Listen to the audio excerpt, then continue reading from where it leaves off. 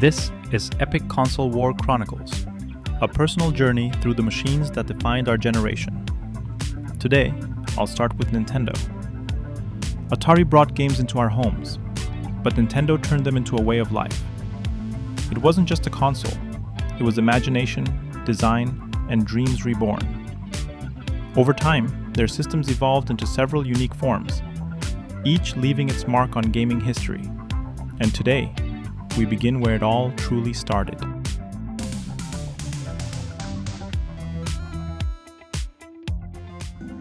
In 1983, Nintendo was about to change the world through a small red and white box called the Family Computer, or simply the Famicom. It was Nintendo's answer to a collapsing arcade industry, a bold attempt to bring that same excitement into every home. Compact, colorful, and almost toy-like, the Famicom didn't look powerful, but it felt magical.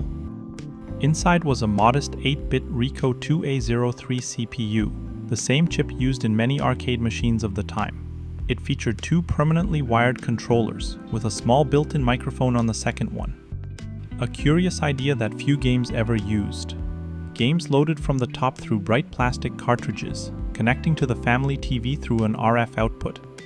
That meant no easy video connection and no detachable controllers, features that, unless modified today, make the original Famicom very hard to play on modern setups. Technically, it was limited, 54 colors, mono sound, and only 2 ports. Yet creativity thrived inside those limits. From Super Mario Bros., Zelda, and Metroid, to Dragon Quest and Final Fantasy, entire worlds were born from just a few kilobytes of code. That's why the original Famicom remains more than a console. It's a symbol of pure creativity. Legacy score, 5 stars. Practical score, 2 stars. Released in 1986, the Famicom Disk System wasn't a console on its own, but an add-on that expanded what the Famicom could do. Using rewritable floppy disks, it allowed players to save progress, store larger games, and even rewrite old titles at disk kiosks across Japan. In many ways, it reflected the spirit of the computer era, when data storage, rewritable media, and digital ownership were just beginning to take shape. It also delivered some of the Famicom's most iconic titles: The Legend of Zelda, Metroid, and Zelda 2: The Adventure of Link, games that defined storytelling and exploration for years to come. The disk system bridged the gap between consoles and home computers, introducing the concept of saving, updating, and expanding games, ideas that would shape the entire future of gaming. 2 years after the Famicom changed to Japan, Nintendo set its sights on the rest of the world. In 1985, the Nintendo Entertainment System, or simply the NES, arrived in North America, and with it, the rebirth of the entire video game industry. After the great crash of 1983, stores no longer trusted game consoles, so Nintendo refused to call it a video game at all. They called it an entertainment system, packaged like an appliance, not a toy. Gone was the red and white design. In its place, a sleek gray box that looked more like a VCR. Cartridges slid in from the front, and the system locked them in place with a click. A new ritual for a new market. For the first time, the controllers were detachable, allowing easy replacement or even modern wireless adapters, which makes the NES far more practical to play today.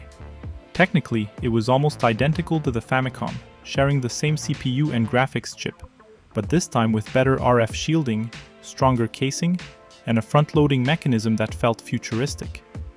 It also featured composite AV output, making it far easier to connect to modern televisions. Still, the 72-pin cartridge slot was notoriously fragile, and aging systems often need cleaning or repair to keep running. Even so, the NES became a global symbol of reliability and fun, the console that made Nintendo a household name. Legacy score, 5 stars. Practical score, 4 stars. By 1986, Nintendo's Famicom had conquered Japan, but some players wanted more. More storage, more sound, and more style. The answer came not from Nintendo directly, but from its partner Sharp Corporation, with a machine called the Twin Famicom. Sleek, low profile, and available in 4 color schemes, it looked less like a toy and more like a hi-fi component sitting under a TV. Aesthetically, it's a beautiful piece of design. In my opinion, the best looking Famicom ever made. Inside, it combined the Famicom cartridge slot with the Famicom disk system, allowing players to run both types of games without any add-ons. The disk system offered rewritable floppy disks that could store larger worlds and deliver save data long before battery backups existed. It also added richer sound channels, an instant upgrade for music-driven titles like The Legend of Zelda and Metroid. The twin Famicom featured AV outputs, a stronger power supply, and smoother video quality, making it technically superior to the original. However, its controllers were still hardwired, limiting replacement options, even though the system itself was more advanced.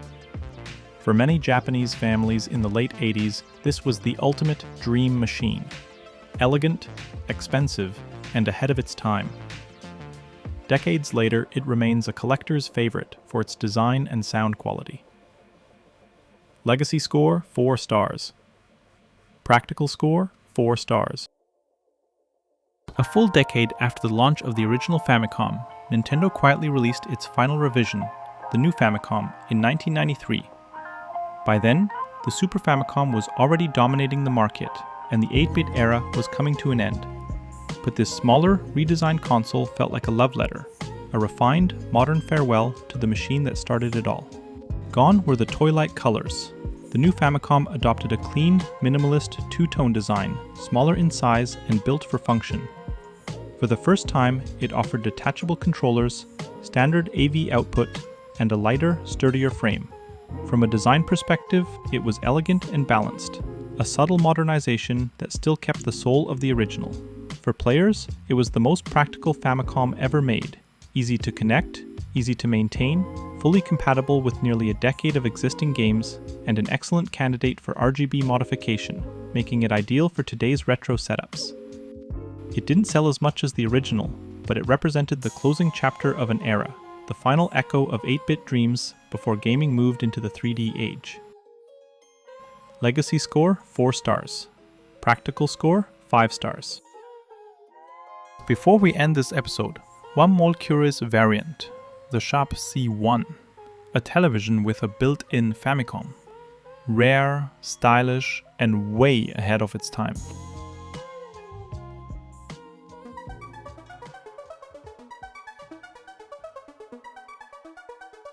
And now, we come full circle.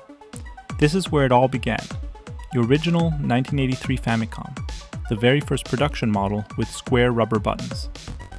These early units were fragile, their buttons stiff, their connectors unstable, but they carried the spark that started everything. Not long after launch, Nintendo issued a system recall to replace the faulty square buttons with the later round ones, which makes surviving units incredibly rare today. So if you ever find one in good condition, don't hesitate. That's history in your hands. Within this small red box lies more than circuitry and plastic.